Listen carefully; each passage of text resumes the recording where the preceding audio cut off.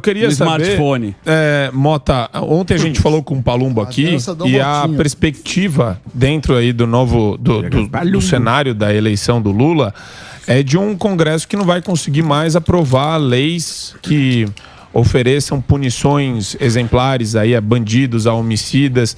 Quer dizer, do ponto de vista da segurança pública, a gente tem um Congresso permissivo ou refém dessa vitimização do bandido e não do respeito à vítima de verdade. Como que você encara a questão da segurança pública hoje no Brasil, principalmente com essa equipe de transição maluca que está sendo discutida todos os dias na imprensa? Ô Marco, tem dois cenários aí, né?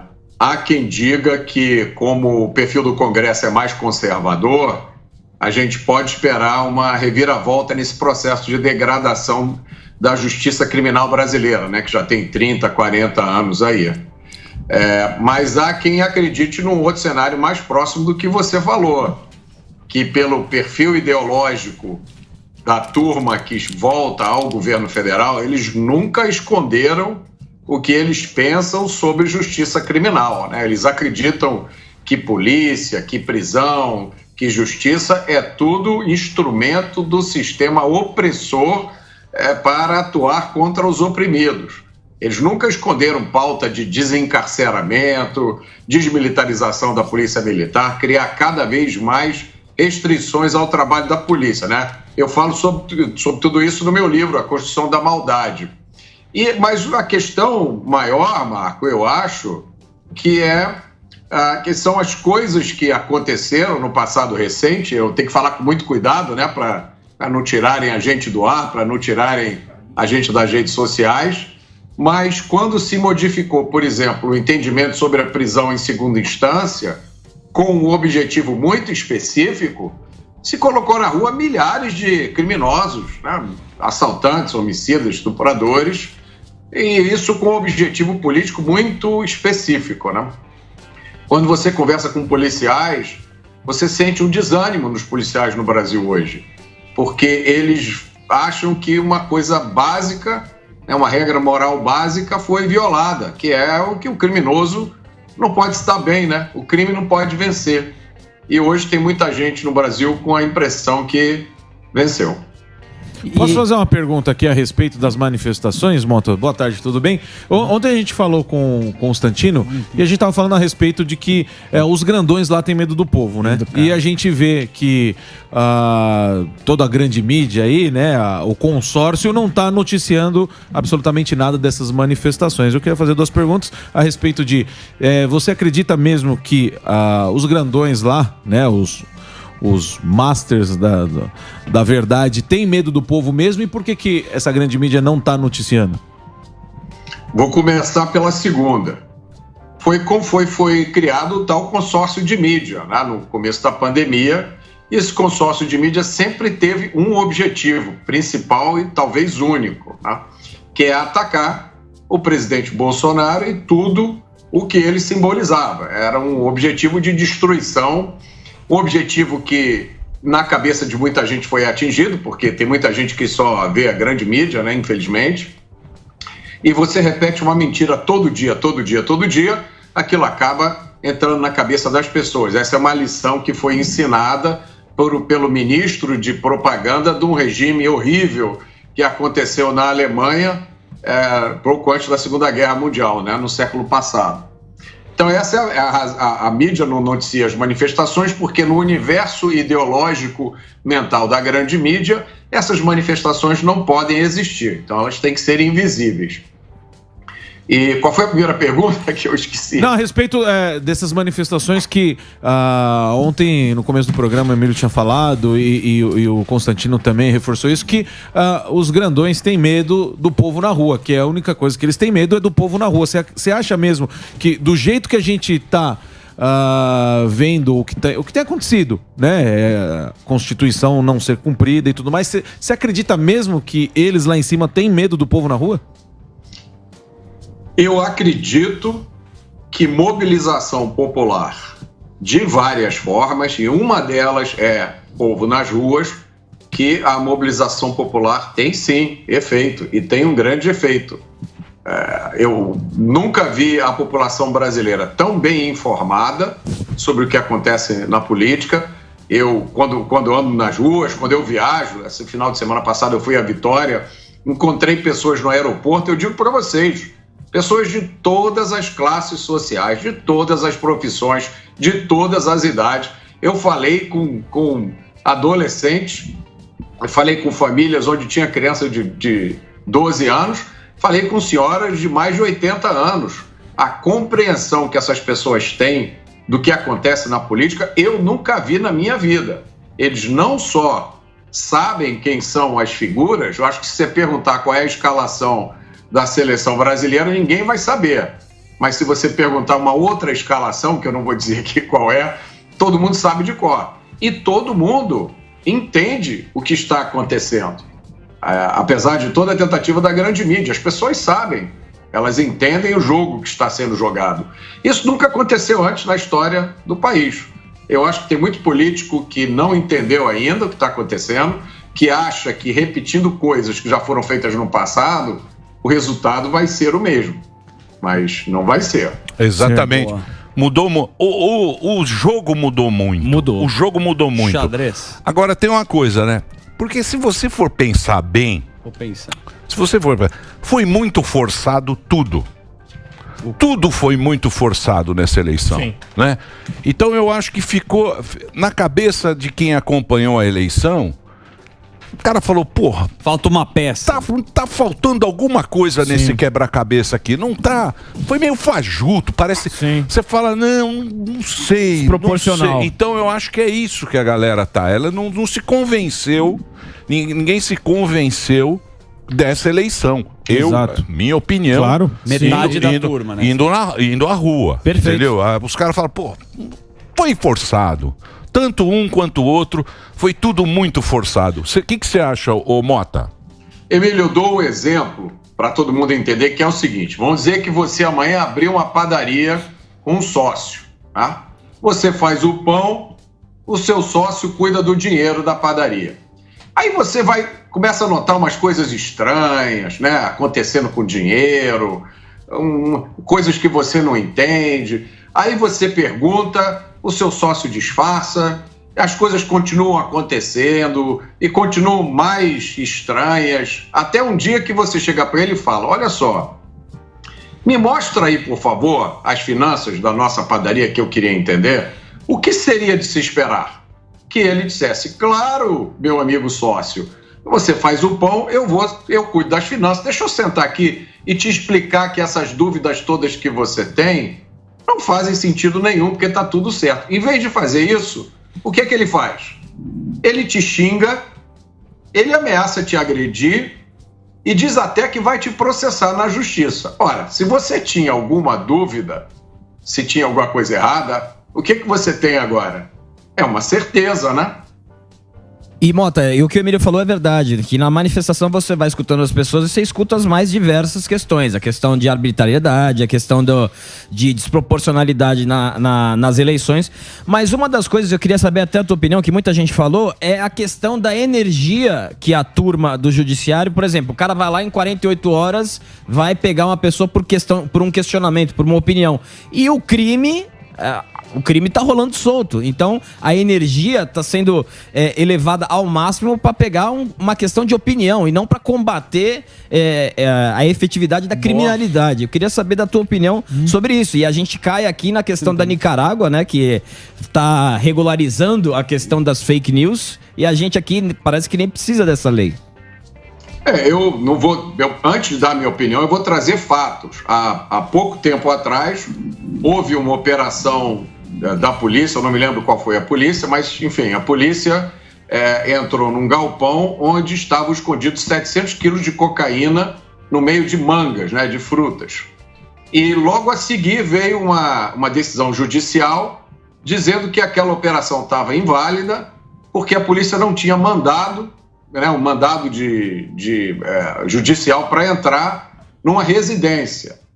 Ora, a legislação prevê exceção para essa questão do mandado, né, que se for flagrante de crime a polícia pode entrar. Ali não era uma residência, era um galpão e tinha 700 quilos de cocaína. E a justiça mandou soltar as pessoas que foram presas nessa operação. não faz muito tempo, eu publiquei inclusive no meu Twitter, um episódio em que um sujeito foi preso no Ceará com um fuzil depois de trocar tiros com a polícia.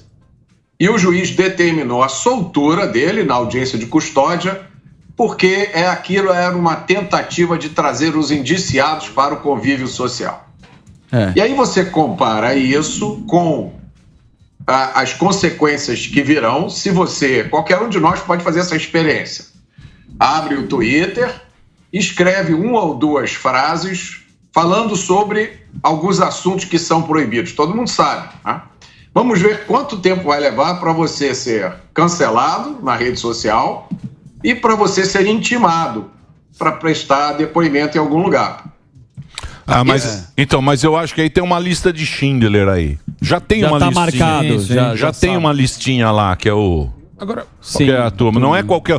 Eu acho que para quem...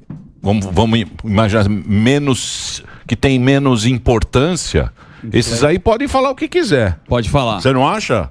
Emílio... Você tá na listinha lá ou não? Eu não acho, não. Eu acho que a partir do momento em que pessoas... Por exemplo, vamos pegar o professor Marcos Sintra, exemplo de ontem. O professor Marcos Sintra é um economista de uma enorme reputação. Ele é vice-presidente da Fundação Getúlio Vargas. Ele é o criador da ideia do imposto único. É uma pessoa sensata, sóbria, comedida. O professor Marcos Sintra foi alvo de uma medida como essa.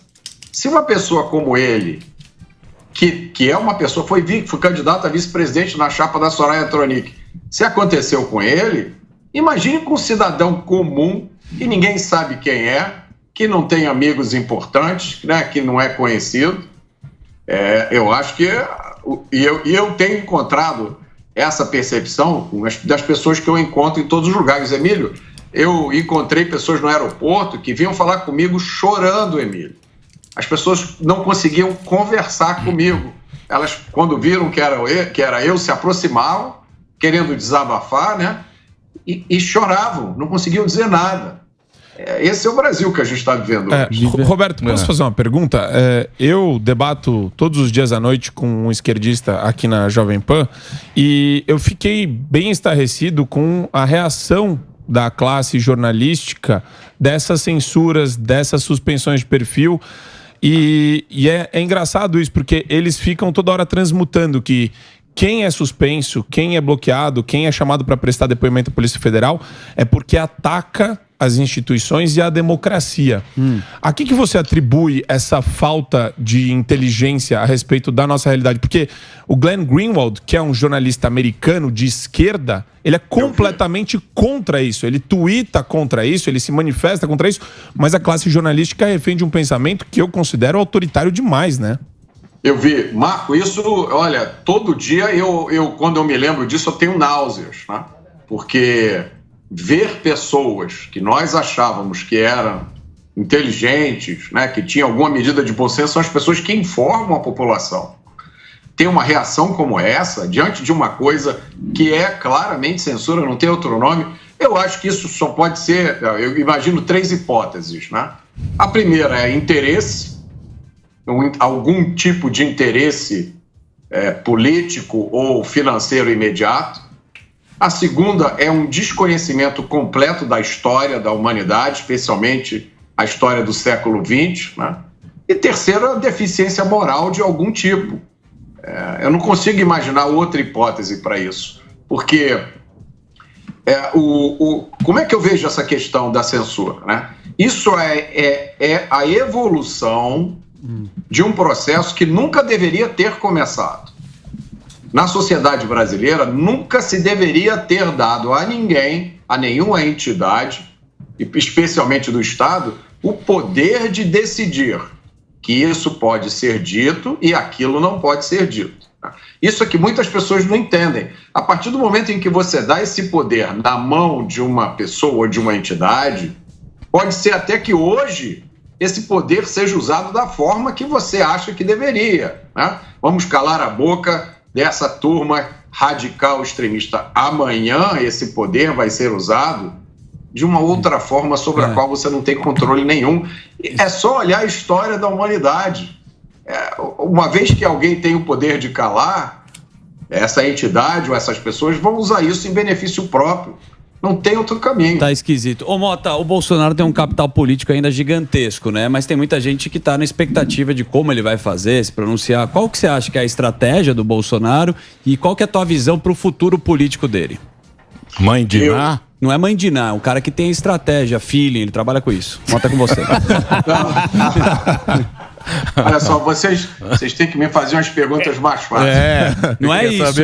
Tá todo mundo esperando o que o Bolsonaro vai fazer. O discurso dele foi mais pacífico, né? Ele falou mais calmo, tranquilo. O Bolsonaro, os caras querem... Mas o que é? Ele se bobear, ele vai ser preso, meu amigo. Não, então, ele vai para os Estados Unidos, ele vai virar presidente do PL. Se ele bobear, ele vai em cana. Não precisa ser mãe de Ná para entender para onde que vai o Bolsonaro. Se os caras de internet estão com medo, imagina ele. De fato. E vai perder o foro. Então, você acha que o Bolsonaro sai do cenário político, vai embora? O que ele vai fazer? Olha, o Bolsonaro... Essa é a minha opinião, tá, gente? Eu não sou guru, eu não sou dono da verdade. Por favor, é só uma opinião de alguém que está observando o que acontece no Brasil há algum tempo. Eu não encontro nenhum fenômeno parecido com o fenômeno simbolizado pelo presidente Bolsonaro, né? O fenômeno político, ele é um fenômeno eleitoral. Político ele já era antes, né? Quando ele se candidatou a presidente, muita gente achava que ia ser um fracasso eleitoral. Ele se revelou também um fenômeno eleitoral. E é um fenômeno midiático sem paralelo, né? O presidente faz uma live, então ele joga nessas três posições, na política, nas eleições e na mídia. O Brasil está num momento muito estranho, um momento complicadíssimo. O brasileiro está em busca de lideranças que compreendam o que a sociedade, o que o cidadão comum quer e represente isso. Hoje, parece, às vezes, que é quase que só o presidente Bolsonaro que está fazendo isso. Daí essa reação violenta que ele provoca do outro lado, porque o outro lado simplesmente não consegue aceitar a existência de um fenômeno como o presidente Bolsonaro. Eu duvido que o presidente Bolsonaro vá se desvanecer, vá sumir do panorama político brasileiro. Acho isso completamente impossível. E cumprimento o presidente Bolsonaro pela sobriedade, né, pela consciência. Imagina a dificuldade que ele deve estar tendo nesse momento. Imagina as coisas que estão passando pela cabeça dele. Como seria fácil ele ter uma reação, né, diferente, uma reação mais vigorosa, vamos dizer assim, e ele não fez nada disso. Mas um recadinho para aquelas pessoas que passaram 4 anos dizendo que ele era autoritário, antidemocrata, que queria ser ditador, que queria dar um golpe. Não, eu acho que não é nada disso. Agora, só ele é que sabe o caminho que ele vai tomar agora, mas eu acho que ele tem todas as condições para continuar desempenhando um papel fundamental na política brasileira, e basta a gente olhar lá para cima, né, para os Estados Unidos, para o que está acontecendo lá agora, o que vai acontecer daqui a 2 anos, que é uma indicação do que pode acontecer aqui. A Argentina já vai virar direita, né? A Argentina tá uma confusão lá também. Agora tem uma coisa, né, Mota? Tem uns caras aí, tem jornalista que é meio Carlos Lacerda, né? Ele gosta de derrubar, tem uns caras meio assim. E tem a turma do oportunismo. A turma do oportunismo é aquela lá que jogou contra Bolsonaro, falou, vamos tirar Bolsonaro, que aí eu vou ser a oposição aos PT. Perfeito. Essa turma aí, você acha que cola? Porque o Bolsonaro passou por toda essa turma, né? Você pegar lá, ele passou por, sei lá, uns 15 nomes. Você acha que essa turma cola pensando lá na frente em fazer oposição ao PT? Porque parece que o PT vem aí, economicamente, o Sami está gatinho triste. Puta gatinho triste. Sem ração. Puta gatinho triste. Olha lá, ó. Então... Estamos preocupados, Mota. Agora não adianta, amigo. Agora já foi feito. Agora já foi. Pra brilhar. O gato. Você acha que esses caras vão ter chance? Gato do Shrek. Não acho não, Emílio. A história brasileira está cheia de casos similares, né? Se a gente olhar o que aconteceu na Revolução de 30, depois quando Getúlio chegou ao poder, até na história do movimento de 1964, a história está cheia de casos de oportunistas que achavam que, provocando determinada situação, depois eles iam conseguir se dar bem e ficaram todos na poeira da história, tá? O exemplo do Carlos Lacerda que você deu é bom, né? O Carlos Lacerda, na época em que o Getúlio voltou para o poder, o Carlos Lacerda era totalmente contra, fez campanha para derrubar o Getúlio, né? Tem aquela famosa frase dele: não pode ser eleito, se for eleito não pode tomar posse, se toma posse não pode governar, né? E depois o Carlos Lacerda assumiu um papel de oposição e fez o trabalho dele tão bem que chegou um momento em que o Getúlio não aguentou, né? Preferiu sair da vida e entrar para a história. Então, a história brasileira está cheia de exemplos. Eu não acho que tem muita gente que fez a aposta errada e que vai ter que depois responder diante da história e da sociedade brasileira por ter apoiado um projeto de poder. E não é só um projeto de poder político, né? É a defesa de um modelo econômico que é os anos 80, é antes da queda do Muro de Berlim. Eu acho que o Sami tem motivo para estar triste também, eu também estou, tem muita gente que está, porque quando você vê o cara desenhar um plano para construir um avião que você sabe que o troço não vai levantar, ou vai andar 50 metros e vai cair, e vai morrer todo mundo, como é que você pode ficar feliz, né? Isso é que é Mas, ô Mota, pegando carona na colocação do Emílio, da questão carreta furacão. O que me deixa um pouco incomodado, Mota, é a possibilidade de fazer oposição. Eu queria até a tua análise disso, porque, claro, que vai ter a turma que vai querer fazer oposição, vai tentar ser o protagonista contra o PT, tudo isso, mas a possibilidade de fazer oposição está sendo cada vez mais cerceada. A gente aqui é um exemplo, a gente fala todos os dias aqui que a gente não pode falar, não por questão de fazer oposição, mas questão de falar as verdades do outro candidato. E aí tem a questão de fazer oposição, não pode fazer pergunta, tá, dependendo de 5 palavras, vai para 10, vai aumentando, e me preocupa essa questão de tentar fazer oposição, se isso vai ser possível. Eu queria uma análise tua disso. Então, eu vou usar outra metáfora, né? Já que agora a metáfora está na moda depois da picanha e da cerveja, eu vou usar uma analogia. Imagina a política brasileira como um jogo online. Cada um tem o seu avatar e está jogando ali aquele jogo. Cada avatar tem os seus poderes, as suas habilidades. Só que nesse jogo tem alguns avatares que têm o poder de tirar o poder dos outros avatares. Quem é que você acha que vai ganhar esse jogo? Como é que você pode jogar um jogo onde tem um outro jogador que tem o poder de tirar os seus poderes? E aí você não consegue fazer nada. Esse é o, pelo menos hoje, é o jogo da política brasileira. A questão é, será que isso vai mudar? E como isso vai mudar? É isso aí.